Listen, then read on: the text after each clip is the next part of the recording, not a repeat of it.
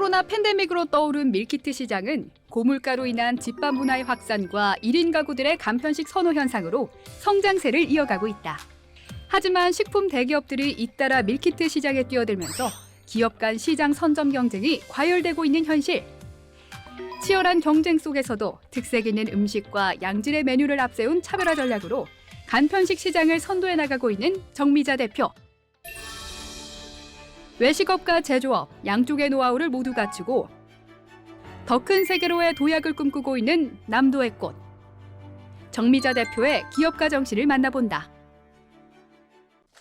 안녕하세요.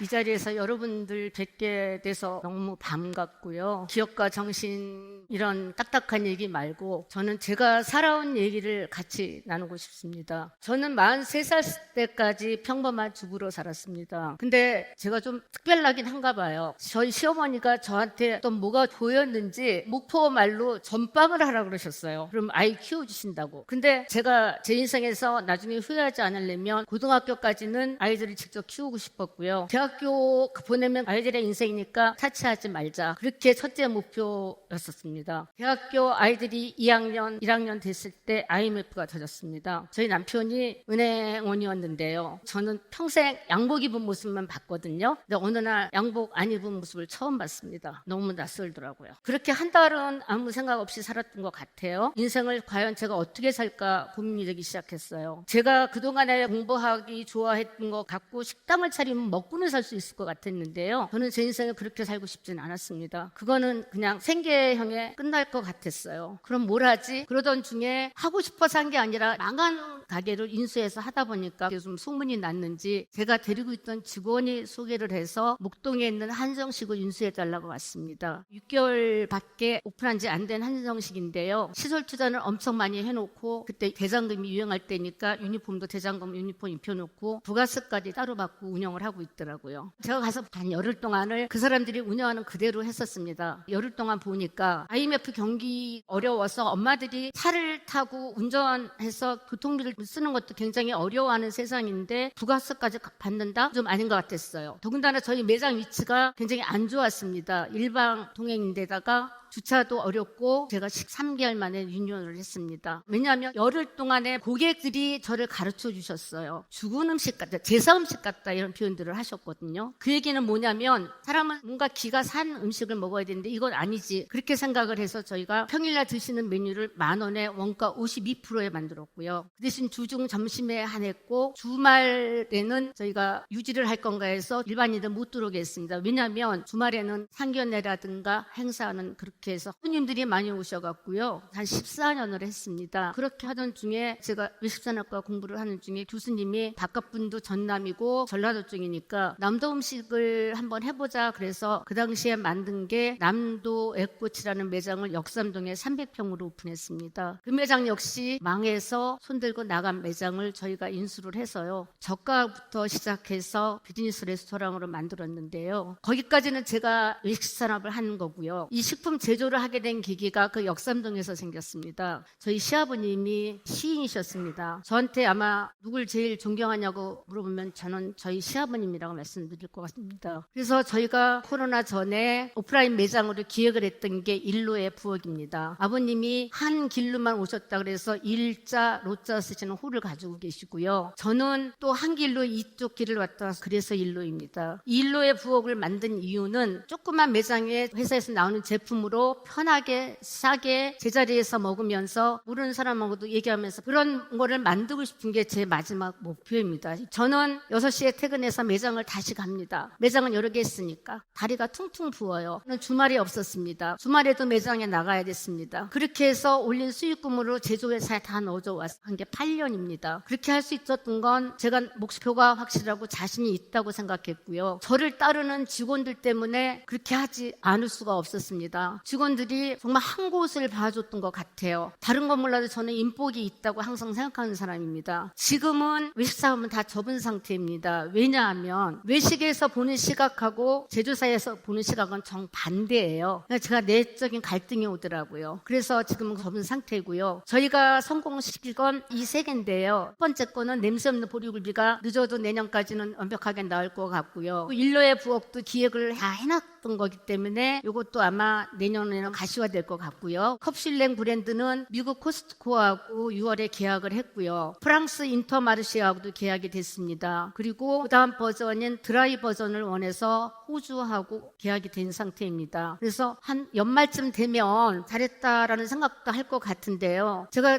기업가 정신을 생각하다 보니까 무슨 생각이 들었냐면요. 직원 지켜야 된다. 왜냐하면 저 혼자만이 아닌 거예요. 직원이 있고 직원의 뒤에 가족이 있다고 생각하니까 함부로 할 수가 없었고요. 그 다음에는 제가 이 한식의 가치를 집어넣고 싶었습니다. 한식당은 더 손도 많이 가고 그러는데 제일 먼저 IMF 그러니까 한식당이 없어지더라고요. 한식의 가치가 그렇게 되는 걸 보고 그건 아니라고 생각했습니다. 그래서 저희 회사는 저희만의 색깔을 갖고 만드는 식품회사이기 때문에 계속 노력을 할 겁니다. 여기까지고요. 두서없는 말씀 들어주셔서 감사 인사드립니다.